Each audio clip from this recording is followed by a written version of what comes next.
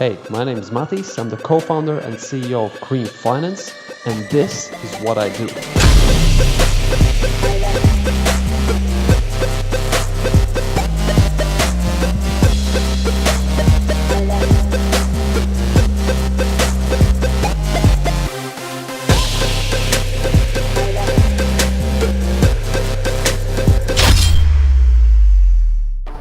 Yo, what's happening? What's going down? I'm reporting again from London. It's like the third time I'm doing a video from London. It's always great here. In the morning it's sun and shining, in the evening, afternoon it's already dark and cloudy and windy. I love it.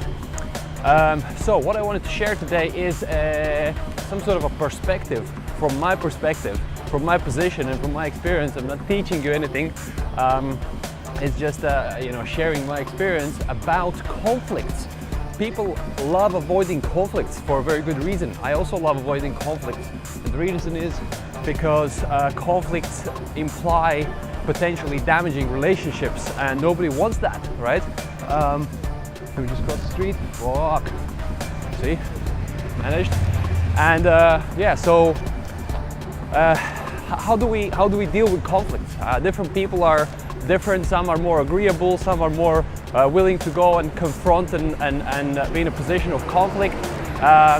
But from my perspective, the type of conflict I wanted to talk about is specific, which is conflicts in your teams. I'm assuming, or let's say, it is more helpful to have an experience where you have a team, and within that team, whether it's 5, 10 or 100 or 1,000 people, there will be always certainly conflicts, and especially in an environment that you want to build a high performance, results oriented culture with therefore strong individuals with egos. Conflict is just bound to happen. And so from my perspective, there's kind of like 3 or 4 insights about conflict that I've learned that works for me. Number one is, if I do experience conflicts, and this is conflicts where I'm like a third party. It's not involving me specifically, even though most of the times in my business I am part of the conflict. With partners, with some of my colleagues, with some of my shareholders or board. But I'm talking about cases where people in your team have conflicts with each other. What do you do then? Number one is, it's kind of to realize and acknowledge that having a conflict, it is not bad.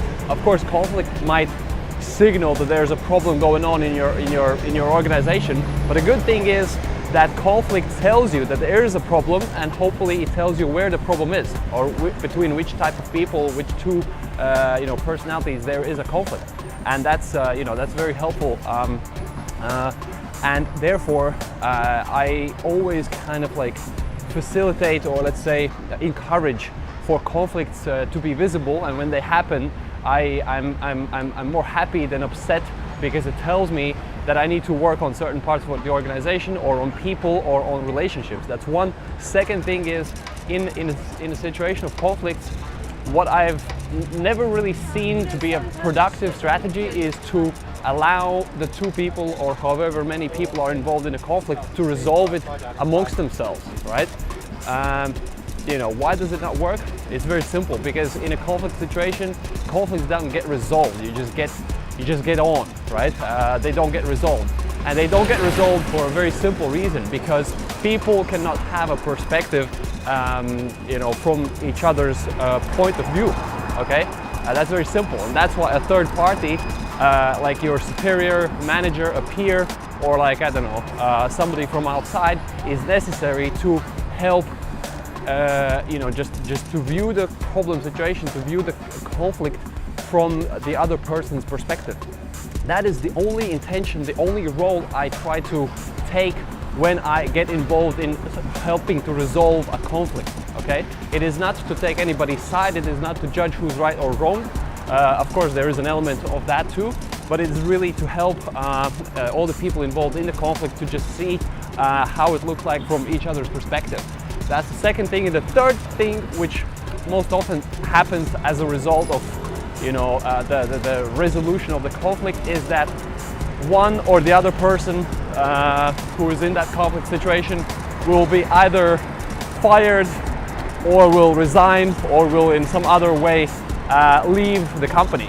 That's just the reality. Oftentimes, especially if the conflicts are big, with kind of big risks attached and big egos and you know a lot of things at stake involved, they will simply you know be a case where you know somebody will leave, especially people that are in the you know senior sort of positions. They always have other options, and they're not willing or ready to put up with stuff that they don't like.